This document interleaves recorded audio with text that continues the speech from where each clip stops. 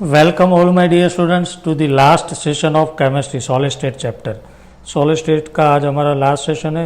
In the previous session we discussed about electrical property, that is conductor, semiconductor, insulator, and how to increase the conductivity of semiconductor by doping process. We basically discussed about two type of semiconductor according to doping process, that is P type and N type of semiconductor. In today's session we are going to start the new property, that is magnetic property related to solid compound. Magnetic property, basically magnetic properties में आपने 11th में देखा था chemical bonding में, whether the compound is paramagnetic और compound is diamagnetic. But यहाँ पे हम थोड़ा और 3 टाइप की प्रॉपर्टीज़ के बारे में बात करेंगे. There are 5 type of magnetic property. First one is paramagnetism, second one is diamagnetic compound, that is diamagnetism. Third one is ferromagnetic compound, that is ferromagnetism. Fourth one is antiferromagnetic compound.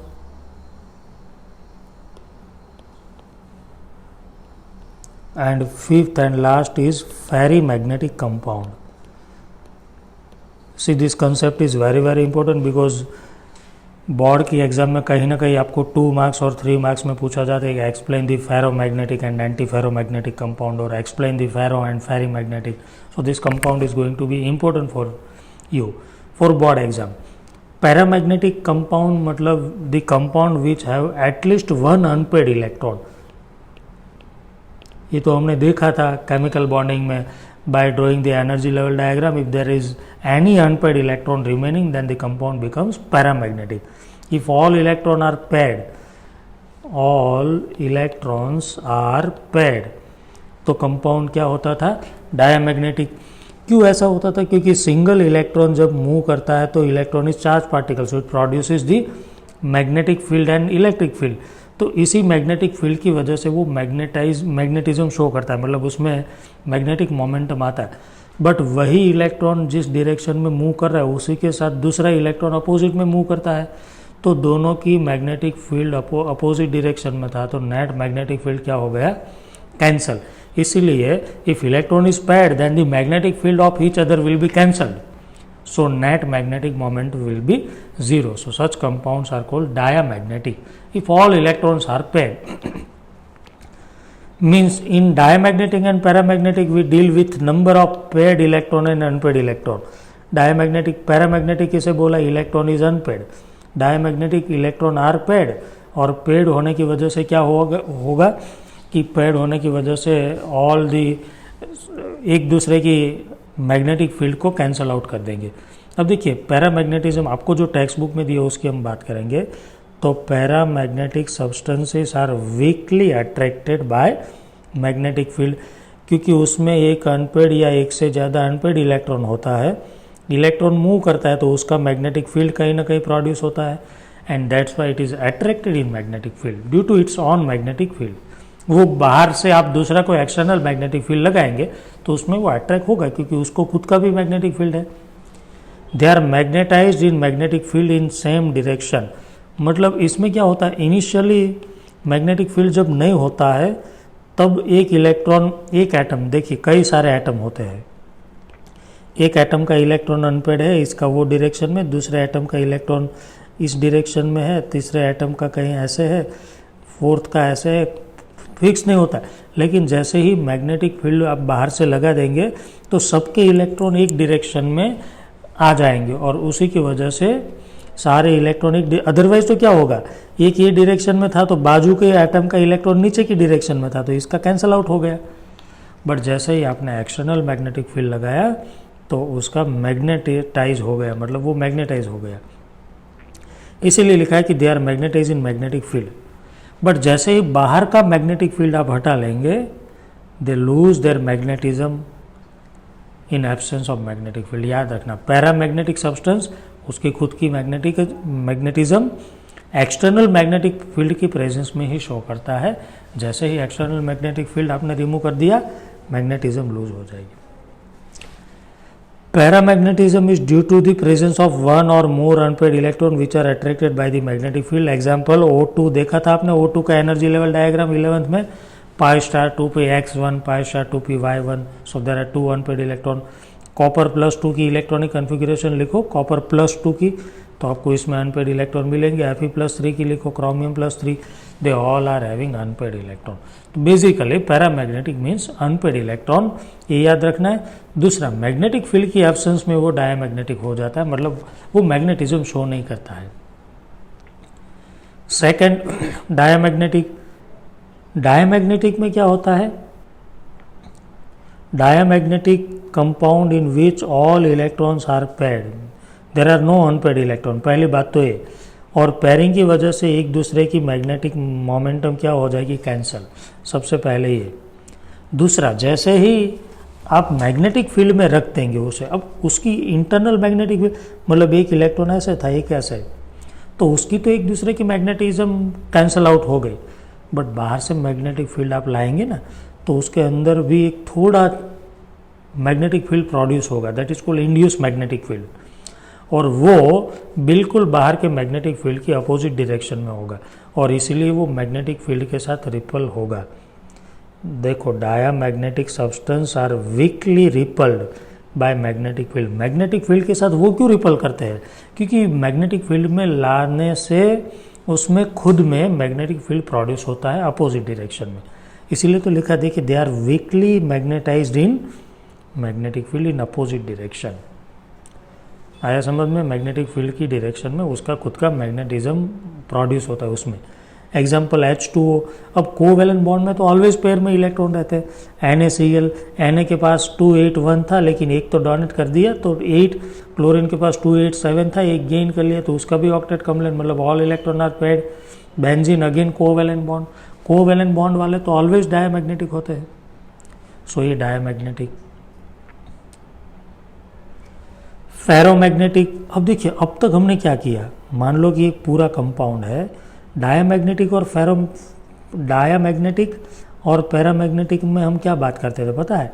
इसमें कई सारे atom हैं, देखिए, they are number of atom. Paramagnetic में क्या होता था? Paramagnetic में कि एटम के पास कहीं ना कहीं अनपेड इलेक्ट्रॉन होते थे, ये ऐसे, और मैग्नेटिक फील्ड में लाने से सारे अनपेड इलेक्ट्रॉन की डायरेक्शन सेम हो जाती थी, इसलिए वो मैग्नेटिक फील्ड में मैग्नेट बन जाता था।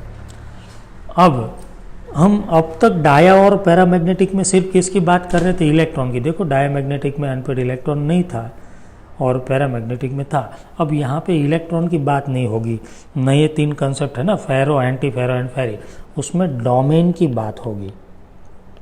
डोमेन क्या होता है? अब देखिए, मैं बोलूँ कि ये एक एटम है, ये वाला, उसके पास only 1 unpaired electron is there. आप सोचो, एक इलेक्ट्रॉन कितना छोटा होता है और उसका मैग्नेटिक फील्ड भी कितना कम होता है, तो उसका मैग्नेटिक फील्ड बहुत कम होता है, तो उसकी बात करने से बेटर है हम एक कई सारे एटम को मिला के ग्रुप बना दें, उसका टोटल मैग्नेटिक फील्ड की बात करें, तो थोड़ी ज़्यादा वैल्यू होगी और उसे कहीं कंपेयर करने में हमारे लिए कंफर्टेबल रहेगा। तो हम अब क्या करते हैं, एटम का एक ग्रुप बना दिया। एक एक इलेक्ट्रॉन की बात नहीं करेंगे क्योंकि सिंगल इलेक्ट्रॉन का मैग्नेटिक फील्ड बहुत कम होता है। सो इतने सारे एटम का मिलके हमने ग्रुप बना दिया, उसे बोलते हैं हम डोमेन। वो बड़ा होगा, देखिए सबके 1 इलेक्ट्रॉन, सबका टोटल मैग्नेटिक फील्ड तो ज़्यादा हो गया। तो डोमेन का मतलब क्या हुआ पता है? Group of atom. क्यों हमने ग्रुप का कंसेप्ट लिया, ग्रुप ऑफ एटम? क्योंकि एक एक इलेक्ट्रॉन का मैग्नेटिक फील्ड कम था। अब ये सब ने मिलके एक डोमेन बना दिया, उसका मैग्नेटिक फील्ड ज़्यादा हो गया। अब इतना बड़ा क्यों हो गया? क्योंकि एक एक इलेक्ट्रॉन नहीं, अब हमने ग्रुप ले लिया। तो अब इस 3 कंसेप्ट में हम ग्रुप ऑफ एटम की बात करेंगे। आया समझ में? यहाँ पे हम क्या करेंगे, डोमेन की बात करेंगे। डोमेन मतलब ग्रुप ऑफ एटम्स। यहाँ पे हम सिंगल इलेक्ट्रॉन की बात करते हैं तो जो बहुत वीक होता है।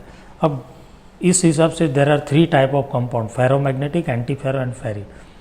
फेरोमैग्नेटिक सब्सटेंस में क्या होता है फेरोमैग्नेटिक, अब हम डोमेन की बात कर रहे हैं। मान लो एक बड़ा क्रिस्टल है, उसमें यहाँ के ग्रुप इतने एटम कंबाइन होकर एक बड़ा डोमेन बना, फिर एक डोमेन ऐसे है, एक डोमेन ऐसे है, कुछ फिक्स नहीं कौन कैसे है, ये ऐसे है। जैसे ही मैंने बाहर से मैग्नेटिक फील्ड लगाया, एक्सटर्नल मैग्नेटिक फील्ड यहाँ से, तो क्या हुआ पता है, सारे डोमेन एक डायरेक्शन में आ गए। जितने भी डोमेन थे, जितने भी डोमेन थे, they all are in same direction. अब सोचो इसका मैग्नेटिक फील्ड कितना स्ट्रांग हो गया होगा। अब इसे बाहर से मैग्नेटिक फील्ड हटा लेंगे फिर भी कुछ प्रॉब्लम नहीं होगा, ये परमानेंट मैग्नेट बन गया। That is called ferromagnetic. All domains are in same direction. देखिए मैं यहाँ पे आपको टेक्स्ट बुक में से ऐसे ही थियरी लिखते जाना। Few substances like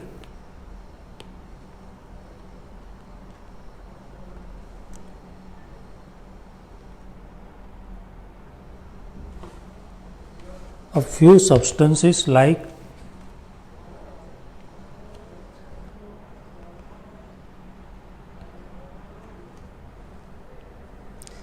iron, cobalt, nickel, gadolinium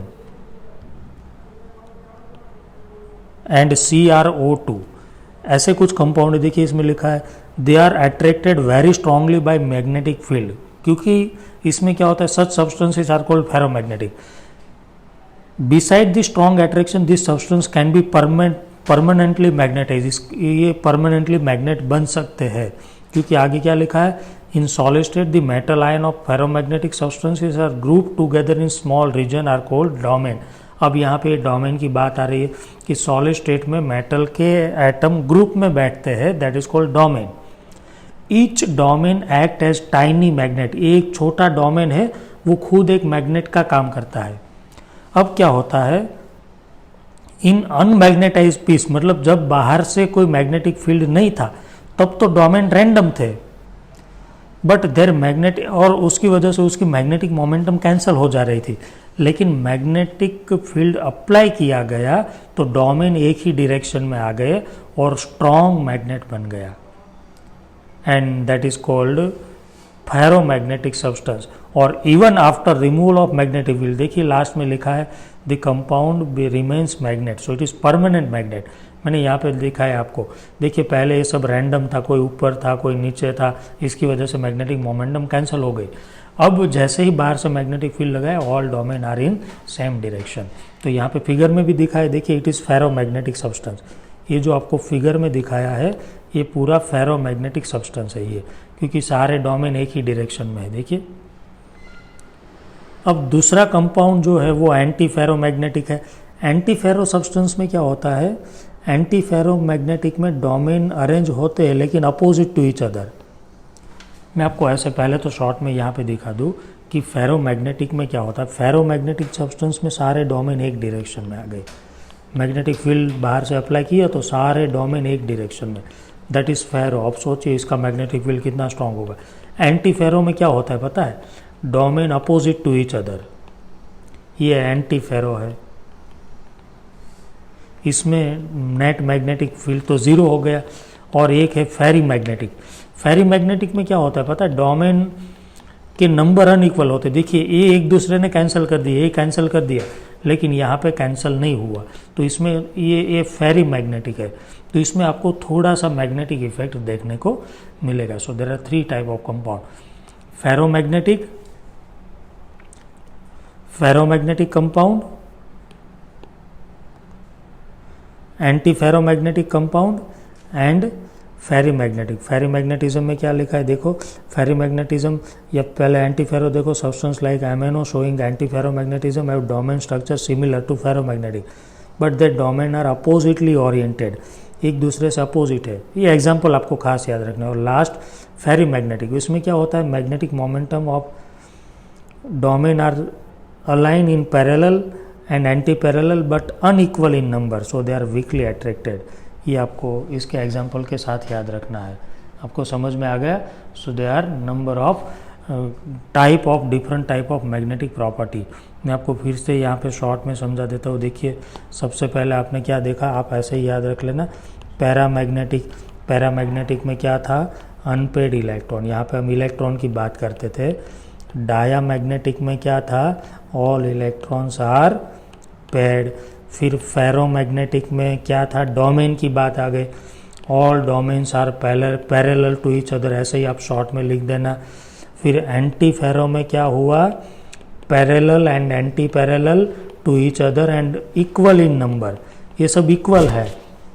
देखिए इसमें इक्वल इन नंबर है, equal in number, parallel and anti parallel equal in number, so it is not magnetic, ये पूरा इसका मैग्नेटिक मोमेंटम कैंसिल हो गया। और 5 है फेरी मैग्नेटिक। फेरी मैग्नेटिक में क्या होगा, domain are parallel and anti parallel but they are unequal in number. एक बार पूछा गया है unequal, parallel and anti parallel है but unequal in number, so इसमें थोड़ा वीक, सबसे स्ट्रॉन्ग ये हो गया, सबसे वीक ये हो गया और थोड़ा वीक। तो मैग्नेटिज्म की प्रॉपर्टी में इतना हमें ध्यान में रखना है, ये खास आपको याद रखना है एग्जाम्पल के साथ, because it is very very important concept. और आइए हम कुछ एक्सरसाइज के क्वेश्चन सॉल्व करते हैं ताकि आपका पूरा चैप्टर कंप्लीट हो जाए। एक्सरसाइज में आपको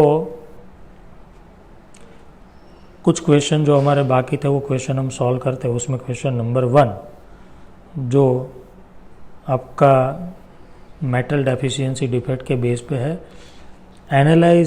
analysis show that the nickel oxide as the formula Ni 0.98, ये मेटल डेफिशिएंसी डिफेक्ट का एग्जांपल है। आप FeO वाला एग्जांपल से मैंने एक्सप्लेन किया है अच्छे से, वहाँ से आप सॉल्व करेंगे तो खुद ही हो जाएगा। निकल +2 और निकल +3 कितने हैं, तो मैंने आपको सिखाया था कि ऐसे कंपाउंड में क्या होता है, बेसिकली Ni 0.98O, इसमें क्या होता है निकल +2 प्लस निकल +3 दोनों मिलकर कितने हैं 0.98, मैंने सिखाया था। तो वैकेंसी कितनी है वो भी मैंने सिखाया था, vacancy is equal to 1 minus 0.98, कितने मोल हुआ 0.02। तो फिर number of nickel +3 divide by 2 is equal to vacancy होगी, ये भी मैंने फॉर्मूला मैंने FeO का एग्जांपल देके आपको एक्सप्लेन किया था। तो ये वैकेंसी तो 0.02 है, तो इसे यहाँ पे मल्टीप्लाई कर देंगे तो निकल +3 के आयन कितने हो गए 0.04। अब दोनों मिला के कितने 0.98, तो निकल +2 कितने हो गए 0.98 माइनस 0.04, तो ये आपके हो जाएंगे 0.94। तो दोनों के नंबर तो आपको मिल गए। मोल फ्रैक्शन पूछा है तो आप फ्रैक्शन में कन्वर्ट कर लेना उसे। एक्सरसाइज क्वेश्चन नंबर 1.17, सेमीकंडक्टर क्या होता है, मैं हमने एक्सप्लेनेशन देखा है, N type and P type. फिर आपको बोला कि एक नॉन स्टोइकियोमेट्रिक क्यूप्रस ऑक्साइड नाम का कंपाउंड है, उसमें कॉपर और ऑक्सीजन का रेशियो 2:1 से कम है, मतलब ये 2 होना चाहिए था उससे कम है, तो वो कौन से टाइप का सेमीकंडक्टर होगा। अब देखिए कॉपर चला गया तो वहाँ पे तो हॉल क्रिएट होगा, और हॉल वाले सेमीकंडक्टर कौन से टाइप के थे पी टाइप के। कॉपर कम है ना, 2:1 से कम है, उसका मतलब कॉपर ऑब्वियसली कम है, तो जो कम है वहाँ पे हॉल क्रिएट होगा और हॉल वाले सेमीकंडक्टर पी टाइप के होते हैं। तो आप इसके आंसर में क्या लिखेंगे, it is P type of semiconductor because due to absence of copper it creates the positive hole. फिर ferric oxide crystallises in hexagonal close pack, मतलब फेरिक ऑक्साइड में कौन से टाइप का स्ट्रक्चर है हेक्सागोनल। अब आप हेक्सागोनल में टोटल कितने एटम होते हैं 6 HCP में। अब देखिए इसमें ऐसा लिखा है कि ऑक्साइड आयन जो है with hexagonal close pack with array of oxide ion, मतलब हेक्सागोनल कौन बना रहा है ऑक्साइड, ऑक्सीजन। तो ऑक्सीजन कितने हो गए 6, आपको पता है ना हेक्सागोनल में 6 एटम होते हैं और हेक्सागोनल बना कौन रहा है तो ऑक्सीजन, तो देयर आर 6 ऑक्सीजन। तो ऑक्टाहेड्रल वॉइड कितने मिलेंगे 6, जितने एटम उतने, और इसमें Fe फेरिक आयन कितने ऑक्टाहेड्रल वॉइड ऑक्यूपाई करता है 2 आउट ऑफ 3, तो Fe कितना होगा 2 आउट ऑफ 3 ऑक्टाहेड्रल वॉइड, और ऑक्टाहेड्रल वॉइड कितना है 2 out of 3 into octahedral void तो 6 है, 3 2 जा 6, तो Fe कितना हो गया Fe 2 2 जा 4 और ऑक्सीजन 6, मतलब Fe4O6, 2 कॉमन निकाल लेना दैट इज Fe2O3। ये आपका क्वेश्चन सॉल्व हो गया।